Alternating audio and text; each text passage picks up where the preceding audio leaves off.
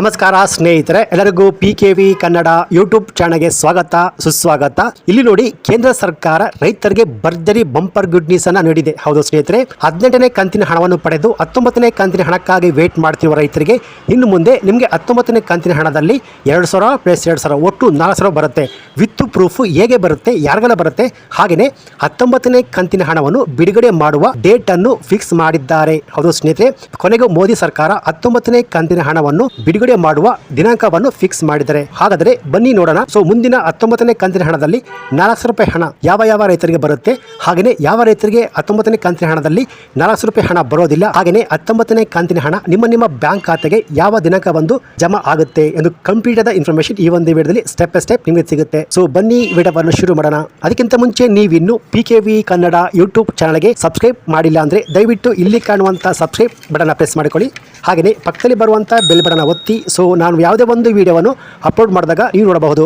ಹಾಗೆಯೇ ಅನೇಕ ಜನ ವಿಡಿಯೋವನ್ನು ನೋಡ್ತಾ ಇದ್ದೀರಾ, ಆದರೆ ಸಬ್ಸ್ಕ್ರೈಬ್ ಮಾಡ್ತಿಲ್ಲ. ದಯವಿಟ್ಟು ಸಬ್ಸ್ಕ್ರೈಬ್ ಮಾಡಿಕೊಳ್ಳಿ, ಯಾಕೆಂದರೆ ನೀವು ಮಾಡುವ ಒಂದೇ ಒಂದು ಲೈಕ್ ಮತ್ತು ಸಬ್ಸ್ಕ್ರೈಬಿಂದ ನಿಮಗೆ ಇದೇ ರೀತಿಯಾದ ಉಪಯುಕ್ತ ಮಾಹಿತಿಗಳು ಕಂಟಿನ್ಯೂ ಆಗಿ ಸಿಗುತ್ತೆ. ಸೊ ಇಲ್ಲಿ ಕೇಂದ್ರ ಸರ್ಕಾರ 18ನೇ ಕಂತಿನ ಹಣವನ್ನು ಅಕ್ಟೋಬರ್ 5, 2024ರಂದು ದೇಶದ ಒಟ್ಟು 9,40,00,000 ರೈತರ ಬ್ಯಾಂಕ್ ಅಕೌಂಟಿಗೆ DBT ಮೂಲಕ ವರ್ಗಾವಣೆ ಮಾಡಿದ್ರು. ಸೊ ಇಲ್ಲಿ ಒಟ್ಟು 20,000 ಕೋಟಿ ಹಣವನ್ನು PM ಕಿಸಾನ್ 18ನೇ ಕಂತಿನ ಹಣವನ್ನು ದೇಶದ ರೈತರಿಗೆ ಜಮಾ ಮಾಡಲಾಗಿತ್ತು. ಹೌದು, 18ನೇ ಕಂತಿನ ಹಣದಲ್ಲಿ ಒಟ್ಟು 20,000 ಕೋಟಿ ಹಣವನ್ನು ದೇಶದ ರೈತರ ಬ್ಯಾಂಕ್ ಅಕೌಂಟ್ಗೆ ಜಮಾ ಆಗಿತ್ತು ಸ್ನೇಹಿತರೆ. ಸೊ ಈಗ 18ನೇ ಕಂತಿನ ಹಣವನ್ನು ಪಡೆದು 19ನೇ ಕಂತಿನ ಹಣಕ್ಕಾಗಿ ವೇಟ್ ಮಾಡ್ತಿರೋರಿಗೆ ಕೇಂದ್ರ ಗುಡ್ ನ್ಯೂಸ್ ಅನ್ನ ನೀಡಿದೆ. ಈಗ 19ನೇ ಕಂತಿನ ಹಣ ಬಿಡುಗಡೆ ಆಗುವ ಡೇಟ್ ಅನ್ನು ನಿರ್ಧಾರ ಮಾಡಲಾಗಿದ್ದಾರೆ ಸ್ನೇಹಿತರೆ. ಸೊ ಹಾಗಾದ್ರೆ ಈ 19ನೇ ಕಂತಿನ ಹಣ ಯಾವ ಡೇಟಿಗೆ ನಿಮ್ಮ ಬ್ಯಾಂಕಿನ ಅಕೌಂಟ್ಗೆ ಜಮಾ ಆಗುತ್ತೆ ಅನ್ನ ತಿಳಿದುಕೊಳ್ಳಕ್ಕಿಂತ ಮುಂಚೆ ಈ ಒಟ್ಟು 4,000 ರೂಪಾಯಿ ಹಣ ಯಾವ ರೈತರಿಗೆ ಬರುತ್ತೆ ಅಂದ್ರೆ ಸ್ನೇಹಿತರೆ, ಸೊ ಈ 19ನೇ ಕಂತಿನ ಹಣದಲ್ಲಿ ಕೆಲವೊಂದು ರೈತರ ಬ್ಯಾಂಕ್ ಅಕೌಂಟಿಗೆ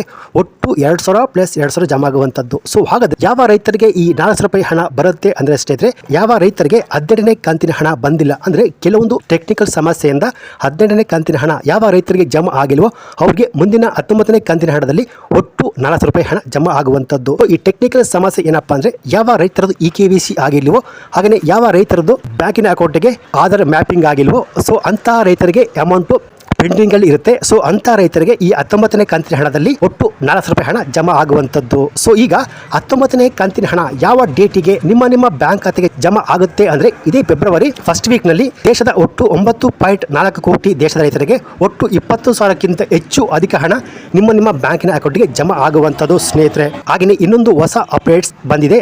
ಅದೇನಪ್ಪಾ ಅಂದ್ರೆ ರೈತರು ಇನ್ನು ಮುಂದಿನ ದಿನಗಳಲ್ಲಿ PM ಕಿಸಾನ್ ಸಮ್ಮಾನ್ ನಿಧಿ ಸ್ಕೀಮ್ ನ ಅಡಿಯಲ್ಲಿ 2,000 ರೂಪಾಯಿ ಹಣವನ್ನು ಪಡ್ಕೋಬೇಕಾದ್ರೆ ನಿಮ್ಮ ಹತ್ರ ಕಡ್ಡಾಯವಾಗಿ ಈ ಕಾರ್ಡ್ ಇರಲೇಬೇಕು.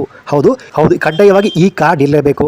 ಹೌದು, ಅದು ಬಂದು ರೈತರ ID ಕಾರ್ಡ್. ಈ ID ಕಾರ್ಡ್ ಇದ್ರೆ ಮಾತ್ರ ನೀವು ಮುಂದಿನ ದಿನಗಳಲ್ಲಿ ಈ PM ಕಿಸಾನ್ ನ 2,000 ರೂಪಾಯಿ ಹಣವನ್ನು ಪಡೆದುಕೊಳ್ಳಬಹುದಾಗಿದೆ ಸ್ನೇಹಿತರೆ. ಸೊ ಈ ರೈತ ID ಕಾರ್ಡ್ ಅಪ್ಲೈ ಮಾಡೋದು ಹೇಗೆ, ಈ ಕಾರ್ಡ್ ಹೇಗೆ ಸಿಗುತ್ತೆ, ಅರ್ಜಿ ಹಾಕೋದು ಹೇಗೆ, ಎಲ್ಲಿ ಅಂತ ನಾನು ಆಲ್ರೆಡಿ ವಿಡಿಯೋ ಮಾಡಿದ್ದೀನಿ. ಆ ವಿಡಿಯೋ ಲಿಂಕ್ ಅನ್ನು ಬೇಕಾದ್ರೆ ಕೆಳಗೆ ಡಿಸ್ಕ್ರಿಪ್ಷನ್ ಬಾಕ್ಸ್ ಅಲ್ಲಿ ಹಾಕಿರ್ತೀನಿ. ಆ ಲಿಂಕ್ ಕ್ಲಿಕ್ ಮಾಡಿಕೊಂಡು ರೈತರು PM ಕಿಸಾನ್ ರೈತ ID ಕಾರ್ಡ್ ಪಡೆದುಕೊಂಡು PM ಕಿಸಾನ್ ಸ್ಕೀಮ್ನ ಅಡಿಯಲ್ಲಿ 2,000 ರೂಪಾಯಿ ಹಣವನ್ನು ಪಡೆದುಕೊಳ್ಳಬಹುದಾಗಿದೆ ಸ್ನೇಹಿತರೆ. ಸೊ ಇದು ಇವತ್ತಿನ ಲೇಟೆಸ್ಟ್ ಅಪ್ಡೇಟ್ಸ್ ಮಾಹಿತಿ ಆಗಿತ್ತು. ಈ ಮಾಹಿತಿ ನಿಮಗೆ ಇಷ್ಟ ಆಗಿದ್ರೆ ಈ ವಿಡಿಯೋಗೆ ಒಂದು ಲೈಕ್ ಕೊಟ್ಟು ಈ ವಿಡಿಯೋವನ್ನು ಎಲ್ಲ ರೈತರಿಗೆ ನಿಮ್ಮ Facebook ವಾಟ್ಸಪ್ ಮೂಲಕ ಶೇರ್ ಮಾಡಿ.